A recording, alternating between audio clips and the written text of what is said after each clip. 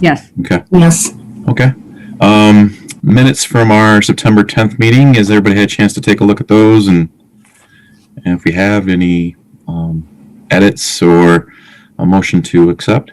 Well, I noticed on the, I think a motion that I had made, it says expect, it should be accept. It's spelled accept, but it should be expect when Jim and I would plan on having the building up. Okay, gotcha. Just a little typo. Nope, we'll take care of that. And then in the third paragraph, the word safety is just the letters turned around. Gotcha. Okay.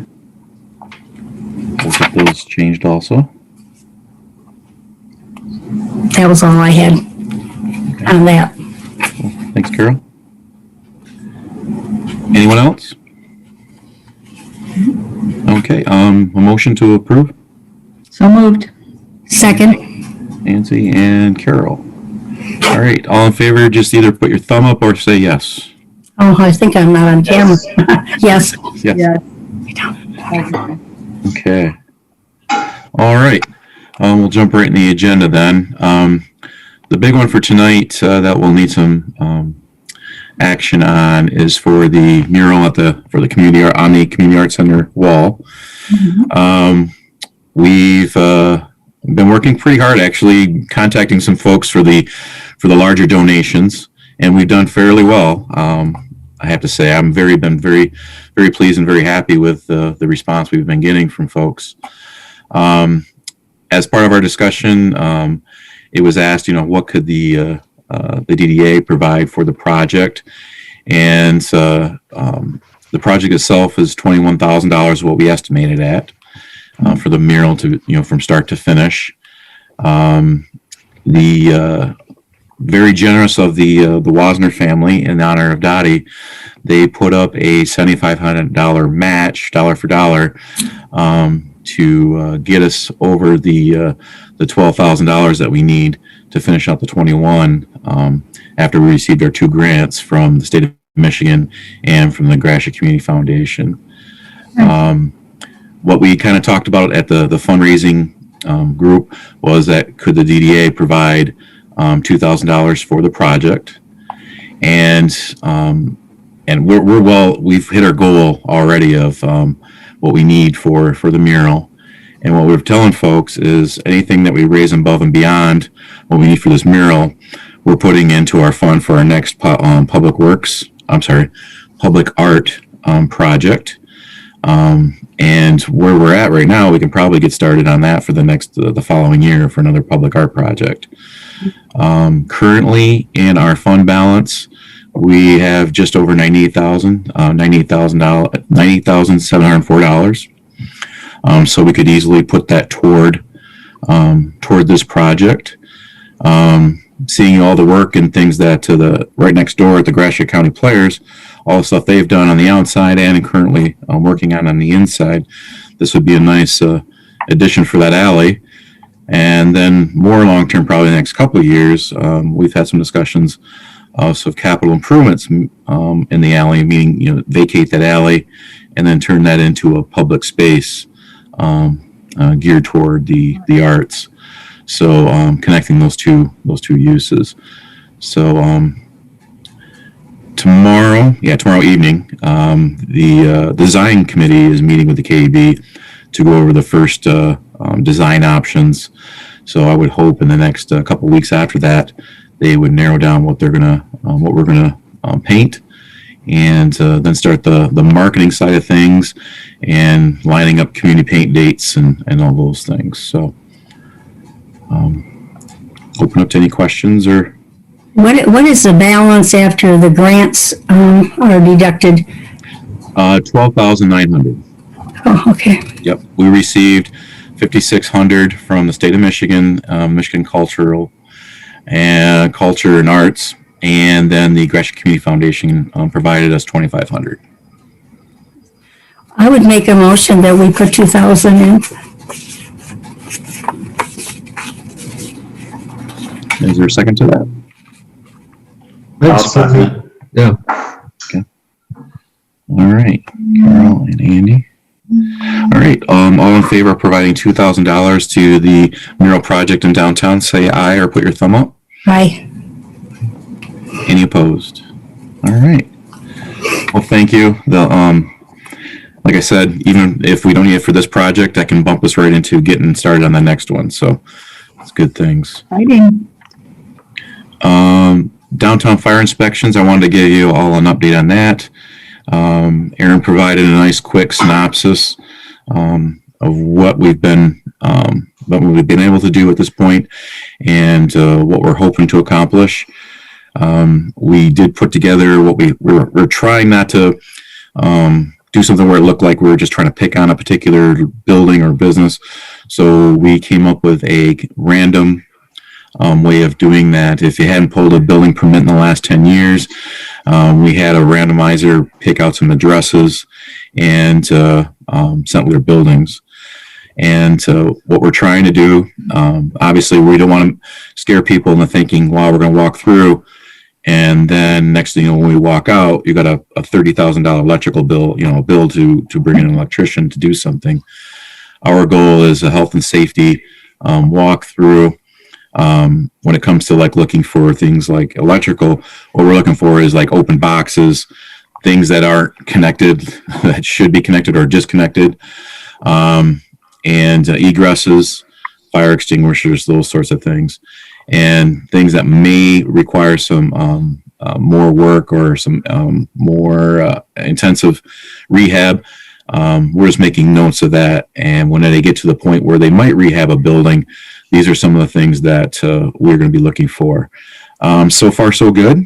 We haven't, and Eric can pop in and speak to that because he's the one actually walking through and doing the inspections. We've gotten in, got through our inspections, provided the feedback, and I think from a standpoint of from a positive experience, I'm hoping they are feeling that way because obviously we want to work with them. We don't want them to feel like we're there to put a hammer down on them or bring in a project that they just can't afford at this moment. So I think that's been going pretty smoothly. And Aaron provided a list of properties that we've been through in the downtown area. Our goal is to get through all the B1 here in the next few years. That's obviously where we had our fires, and then from there head out into our B2, the Ray Avenue area from there. But the great thing we've been having is all these projects and things that have been completed. The Opera Block, the brewery area, those buildings being rehabbed, they're all being brought up to code. So not only these are the ones that we haven't had any major renovation in. That we've been able to get through. So we've between the development and the redevelopment of buildings, and then the ones that Aaron's been gotten through, we've made a pretty good done at this point. Is there anything you want to share, Aaron? Yeah, just to let everybody know that I am on, and if anybody had any questions, I'd be happy to answer them. But I think Eric hit most of the high points there. The most common stuff we've been seeing that we've wanted taken care of is we found a lot of really old, outdated fire extinguishers in the downtown. Some people are really good about that. Some people are still holding on to stuff from 1970 something, and we're working that along. That's low cost to replace, and if there's an emergency for a small fire, that's good if you've got a working extinguisher. The other thing we're finding a lot is the buildings who went through and installed emergency egress lighting in the 90s. The batteries that back those up when the power goes out are gone bad in a lot of them now. So a couple folks have had to do some battery replacements on those to make sure that the safety lights do come on if the power goes out in an emergency. But other than that, it's been pretty minor.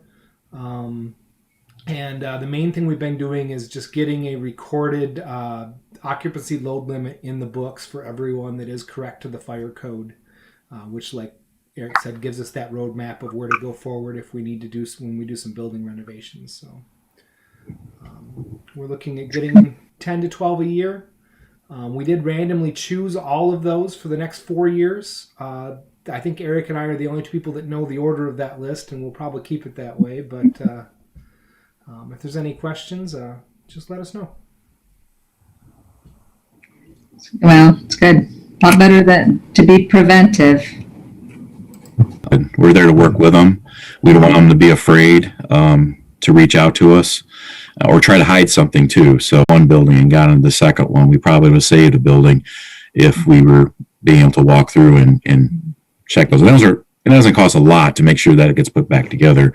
If someone cuts a hole in and puts some HVAC in or whatever that happened, but we've had a positive experience with everybody so far. Good. One of those projects that's going to be underway that we've had discussions with this building because it's just so old and so large. 313 North State Street, 313 Hotel will be underway here. Keep our fingers crossed. We will be meeting virtually with the State of Michigan Strategic Fund Board. And once they give their final approval on the funding for that, they'll be in there to start doing the asbestos abatement, lead abatement, those sort of things. But in the next few days, you'll start to see some dumpsters come and be put in the private alley there next to the buildings and fenced off. There's, I guess, some quite a bit of loose materials in there that they can get rid of. So there'll be some of that work being done. And once complete, it's going to take a while. They figure this build out is going to be close to a year when it's all said and done. We'll have 9 hotel rooms on the ground floor, 8 residential units on the second floor, and then we're able to conditionally approve 1 ground floor residential off the rear of the building. So pretty cool project when it's all said and done, and save that old building too. It's one of our more historic buildings in the downtown, and it's a very large building. So it's good news, and it's finally almost here. Finally, we've been working on that from a zoning standpoint for over 2 years. So, what's the square footage of the residential? Off the top of my head, Carol, the second story, including that annex building, it's a little over 9,000 square feet. I think the building itself between the 2 stories was just over 18,000 square feet from what I remember. Okay. Yep. That's pretty good. Yep. All the units, meet our 700 square foot or more on this particular one. We didn't have to go and ask for a variance for a smaller square footage or anything. And the building will be completely sprinkled because it's as large as it is. So pretty excited that we're going to be there. Nice. 3:15. I wanted to give you an update on that since our last meeting. Obviously, COVID with the restaurants, they shut down other than takeout, and he did iterate to me that they are still moving forward, finishing out floor plans for what he was mentioning yesterday or last week was 2 vendors are businesses for the area. So we'll see if that actually pans out. But he's still planning to start some construction here this coming spring. So that is the plan, not to hold off, because that was some of the discussion we had at our last meeting, that we didn't want to give up that parcel of property unless we knew that we were going to get some movement on a development there. So that is still the plan, that they are going to start breaking some ground in the spring. And then just to provide the ordinance to you, the City Commission did approve the final version of the Petal Trolley ordinance, and that was on January 6th.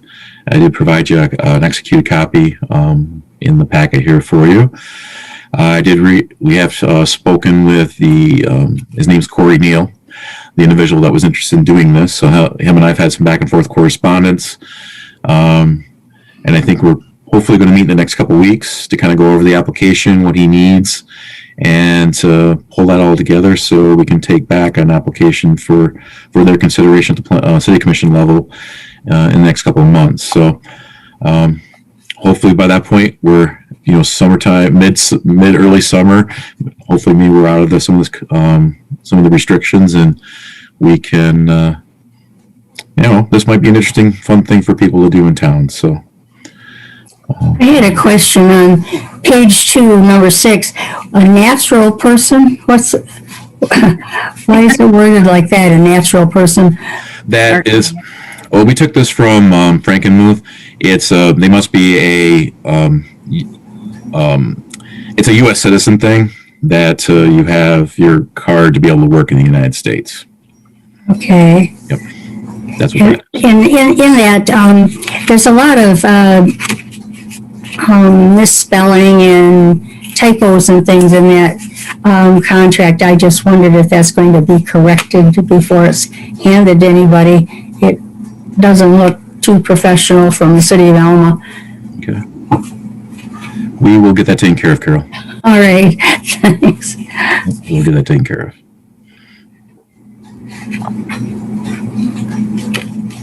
Okay. Well, that's all I had on the agenda this evening. So if does anybody have anything else or any comments or anything? No, it's good to be updated. It's good. Good. There's a new business on State Street, or maybe it's not a business, where the studio on State was. Somebody's moved like gym equipment in there. I saw that. Yes. They haven't come in and spoken to us yet, but yes, that is true. It doesn't appear. Is it a business then?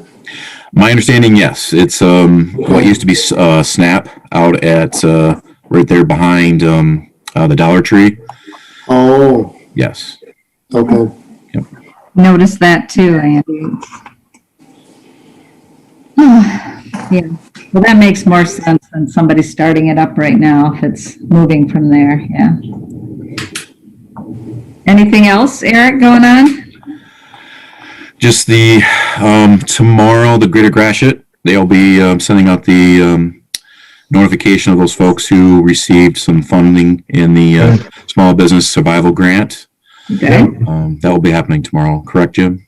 Yep. Yeah. Casey, I'll take zero credit for it. It was Casey especially, and Shelley has been going through all of them. But I think we had 90 applications, and it's going to boil down to roughly about 28 or 29 awards, the way it's kind of broken down. And so we'll hopefully be getting that out tomorrow. It's a real tight window. Basically, we got the information last night about 8 o'clock. Wow. So it was like bang, bang, bang. What will that involve as far as what kind of dollar? Somewhere in the neighborhood of about $10,000 an award. It was really aimed at the businesses that were pretty much impacted by the health cutback award in November. The biggest recipients mainly are looking at the way it's scoring out, because they gave us the kind of the grid through the state to do it. It's really aimed mostly at restaurants that were so heavily impacted. Some others that group fitness, and some that were definitely shut out, just depending on what we had and that. But that's, for our area at least, that's the bulk of what the main scores will be. But well, and I know that's those kind of things are finally getting out there. It's great. Yeah, there's actually the assumption is that something probably is also going to come out of Washington here fairly soon, and will probably be another round of some type of stimulus plan, whether it comes through the same way or not. But I think the state did the last one, and it was like a first come first serve. Didn't involve any local people, and it was a nightmare. So they figured out that plan didn't work. So they've been using locals, and it's been partnership. Ours is actually kind of coordinated through Middle Michigan Development, and then they spread it out to some of us to help do some of the things locally. So, Good. Yeah, it's hopefully a help. I mean, it's sometimes some people it's a drop in a bucket, but others, hey, you just every bit Yes. got that right. Sure. On that same line, Eric, has there been any interest amongst the downtown business owners that have restaurants into that, I might be using the wrong term, but social district rule that's passed where you can have open intoxicants in certain areas if we deem it as a municipality? I think they're kind of up in the air about it. From a standpoint, we're going to be doing that February 13th Right. evening, and that's really kind of be a good dry run. That's how a social district will really work, at least in the state of Michigan. They're a little more liberal in Ohio on how they're handling it, because you can actually, as long as you're in the district, you have your cup or your wristband, you're able to actually walk down a street with an open beer or wine or whatever. Under the state of Michigan law, it will function just like what we're going to be doing on Friday, February the 13th, where you take a closed, your closed container to the area where you can consume it. So that's the way the state of Michigan's works. The extra fee for each business is $350 a year to have that. And then there's responsibilities and things that the city itself would need to do to have the district. There's signage. There's having either the cup or the easily to identify bracelet that they're at least 21 years old. There's some responsibilities on the police side of things to make sure that people of age are the only ones Right. consuming. So it's still a little bit, where if you do it, where do you put it? Where do you put these common areas to consume? Right now, we do a lot, obviously, as part of their liquor license. The Braveheart has their patio. That's part of their liquor license. The brewery does the outside, with actually that outdoor area is part of their license.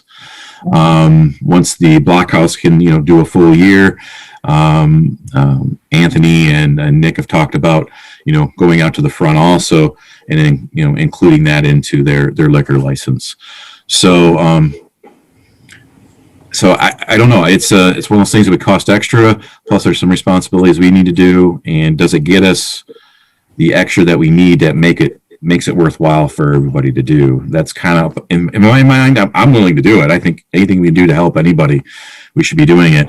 But is it going to be effective? And it's something that can actually help them. And they still have to have an employee outside, right? If they're gonna, Yeah. like Charles does. And Yep. Yeah, it's a little bit different. The one in Ohio is pretty interesting, because it basically it functions just like if you're going to Vegas or New Orleans. You go from business to business. Obviously there's responsibilities you have to have, but ours, the way it is right now, and it might change in the future as they learn. It's just a common area. You have to take that closed package to that common area to consume. Good. On a different note, Eric, do you know anything about the vaccine supply in our area?